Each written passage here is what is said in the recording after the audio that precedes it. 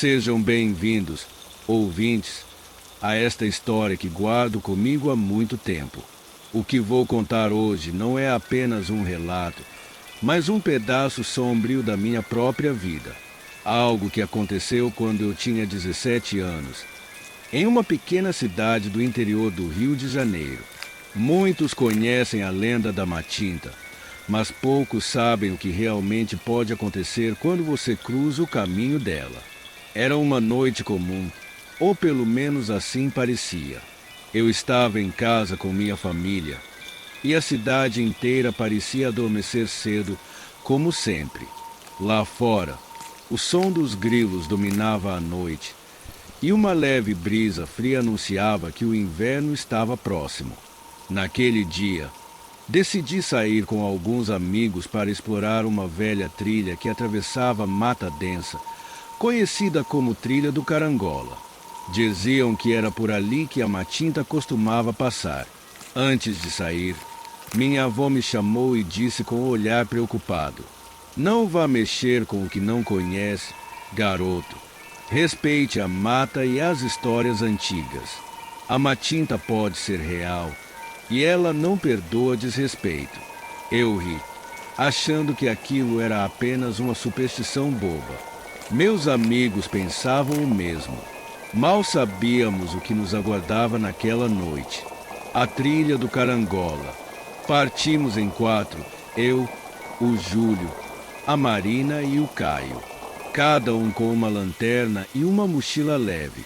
A trilha era conhecida por ser traiçoeira, cheia de raízes e pedras soltas, mas a adrenalina de descobrir algo assustador nos impulsionava. No começo, era até divertido. Fazíamos piadas sobre a Matinta, imitávamos seus supostos assobios e zombávamos do medo das pessoas. Cerca de meia hora depois, a trilha começou a mudar. A vegetação parecia mais densa e o ar ficou pesado. Marina, que sempre foi a mais sensível do grupo, parou de repente e disse: "Vocês estão sentindo isso?" "Sentindo o quê?" perguntei, sem entender. "O cheiro é como enxofre misturado com flores podres." Todos paramos para prestar atenção.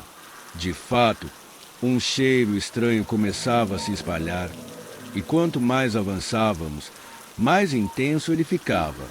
Foi quando ouvimos o primeiro som. Um assobio. O primeiro assobio. Era um som agudo e prolongado, vindo de algum lugar à nossa frente. Parecia próximo, mas ao mesmo tempo impossível de localizar. Júlio, sempre o mais corajoso, gritou: "Quem está aí? Aparece logo." O assobio cessou e a floresta mergulhou em um silêncio absoluto. Nenhum grilo, nenhuma folha se movendo. Apenas o som de nossas respirações rápidas. "Isso não foi normal", murmurei, sentindo um calafrio subir pela espinha. Caio tentou aliviar o clima. "Deve ser só o vento. Vamos continuar." E continuamos, mesmo com Marina insistindo que devíamos voltar. Caminhamos mais uns 10 minutos até chegarmos a uma clareira. No centro dela, havia uma árvore enorme, com galhos retorcidos que pareciam braços estendidos para o céu. Foi então que vimos algo pendurado em um dos galhos. Um pacote embrulhado em pano vermelho, balançando levemente na brisa. Curiosos, nos aproximamos. O pano estava manchado e o cheiro de enxofre era mais forte ali. Júlio, sem pensar duas vezes, puxou o pacote e o abriu. Dentro havia penas negras, ossos pequenos e algo que parecia ser um pedaço de couro velho, marcado com símbolos que nenhum de nós reconheceu. "Isso deve ser algum tipo de oferenda", disse Marina, recuando. "Ou só uma brincadeira de mau gosto", respondeu Júlio, rindo enquanto jogava o pacote no chão. Foi nesse momento que ouvimos novamente o assobio, mas desta vez ele estava atrás de nós. Viramos rapidamente, mas não havia nada. Apenas a escuridão da floresta. Sentimos uma presença, algo que parecia nos observar, mas era impossível ver qualquer coisa. Acho melhor voltarmos agora, sugere, tentando manter a calma. Medo da Matinta? Júlio zombou, mas até ele parecia desconfortável. Enquanto voltávamos, o assobio nos acompanhava. Ele vinha de todas as direções, às vezes perto, às vezes longe. A cada passo, a sensação de estar sendo observado aumentava. Foi então que Marina gritou. Ela apontava para uma sombra entre as árvores.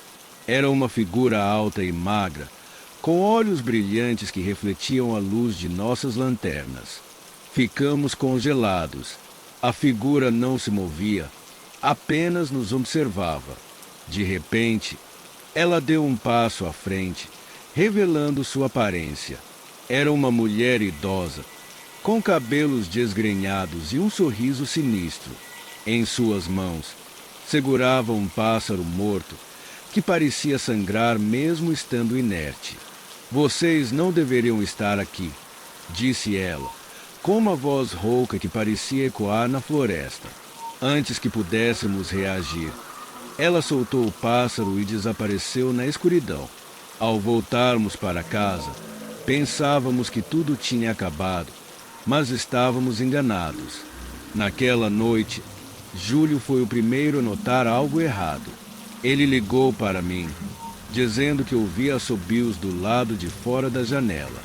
Disse que havia penas negras espalhadas por todo o quintal. No dia seguinte, Marina começou a ter pesadelos constantes, nos quais a velha aparecia e a chamava pelo nome. Caio ficou doente, com febre alta e marcas de arranhões pelo corpo.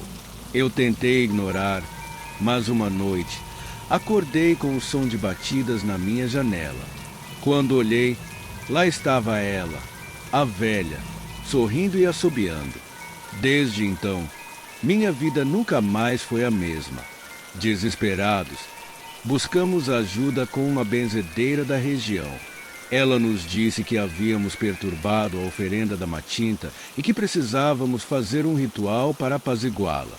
Naquela noite, voltamos à trilha, levando novas oferendas, fumo, cachaça e penas brancas. Ao chegarmos à clareira, depositamos tudo sob a árvore e pedimos perdão. O assobio ecoou pela floresta e, por um instante, sentimos que algo nos observava, mas não vimos ninguém. Desde então, os eventos estranhos cessaram, mas a lembrança daquela noite permanece viva. Às vezes, ainda ouço um assobio distante, como se ela estivesse me lembrando de que nunca está longe. Se você ouvir um assobio à noite, lembre-se, respeite as histórias, respeite a Matinta. Nem tudo é apenas uma lenda. Embora a vida tenha voltado ao normal, alguns de nós nunca foram os mesmos. Marina se mudou para uma cidade distante, tentando esquecer o que aconteceu, mas volta e meia me liga, dizendo que ainda sonha com a velha. Caio, por sua vez, desenvolveu um medo paralisante de florestas e locais isolados. Ele evita qualquer menção ao que vivemos. Quanto a mim, tentei seguir em frente, mas, de vez em quando, sinto uma presença, algo que me observa das sombras. No fundo, sei que a Matinta não foi completamente apaziguada. Algumas noites, enquanto trabalho em meu escritório, ouço aquele mesmo assobio vindo da rua. Saio para verificar, mas não há nada, apenas o vazio. É como se ela quisesse me lembrar de que o preço pela curiosidade foi alto e que a floresta guarda seus segredos às 7 chaves. Relato número 2 enviado por um dos nossos inscritos. Vou compartilhar com vocês um capítulo obscuro da minha vida, algo que até hoje me tira o sono e faz meu coração acelerar sempre que passo por um viaduto deserto à noite. Essa é a história da noiva do viaduto, uma lenda urbana do Rio de Janeiro que, para mim, deixou de ser apenas uma lenda. Tudo começou em uma noite comum de sexta-feira. Eu tinha 19 anos e acabava de sair de uma festa no centro do Rio com meu amigo Arthur e minha prima Isabela. A festa tinha sido animada, mas algo parecia pesar no ar desde o início. Era como se uma nuvem de inquietação estivesse pairando sobre nós. Decidimos encerrar a noite pegando um caminho alternativo para casa, cruzando o viaduto dos Prazeres. Era um atalho menos movimentado, mas todos diziam que aquele lugar tinha algo estranho. Vocês já ouviram a história da noiva que aparece por aqui? Perguntou Arthur, enquanto dirigíamos. Ah, não começa com essas histórias. Arthur, todo lugar tem uma lenda dessas, respondeu Isabela, revirando os olhos. Eu não disse nada. Sempre fui cético, mas admito que essas histórias me intrigavam. Arthur continuou. Dizem que, nos anos 70, uma noiva sofreu um acidente de carro enquanto fugia do próprio casamento. O carro capotou e ela morreu na hora. Desde então, ela aparece para motoristas desavisados, pedindo carona ou simplesmente aparecendo no meio da estrada. Rimos para aliviar o clima, mas o silêncio que se seguiu foi carregado. Ao nos aproximarmos do viaduto, as luzes do carro começaram a piscar. Passávamos pela curva mais íngreme do viaduto quando vimos algo no meio da estrada. Era uma figura vestida de branco, com os braços estendidos, como se estivesse pedindo ajuda. Arthur freou bruscamente e o carro derrapou, quase batendo no guarda-reio. Que diabos foi isso? Gritei, tentando recuperar o fôlego. Alguém está lá fora. Parece uma mulher, disse Isabela, apontando com o dedo trêmulo. Saímos do carro, mesmo com o coração acelerado. A figura continuava parada, imóvel. À medida que nos aproximávamos, percebi que era uma mulher jovem, com um vestido de noiva sujo e rasgado. Seu rosto estava pálido como a lua, e seus olhos, aqueles olhos negros, pareciam olhar diretamente para minha alma. Você está bem? Precisa de ajuda? Perguntei, minha voz quase falhando. Ela não respondeu, apenas apontou para a direção oposta da estrada.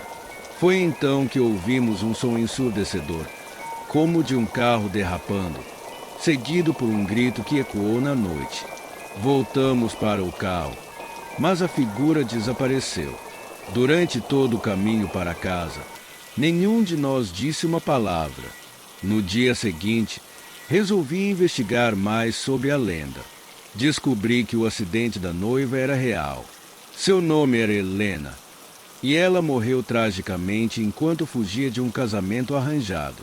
Diziam que o motorista perdeu o controle do carro ao tentar desviar de algo na estrada, capotando e jogando o veículo contra a estrutura do viaduto. Os relatos de avistamentos começaram pouco tempo depois. Motoristas afirmavam ver uma mulher vestida de noiva pedindo carona ou atravessando a estrada. Alguns diziam que, ao pararem para ajudá-la, ela desaparecia, deixando apenas um rastro de pétalas de rosas brancas. Eu deveria ter deixado isso para lá, mas algo me chamava de volta. Arthur e Isabela se recusaram a me acompanhar, então fui sozinho. Era meia-noite quando estacionei o carro no mesmo lugar onde a vimos.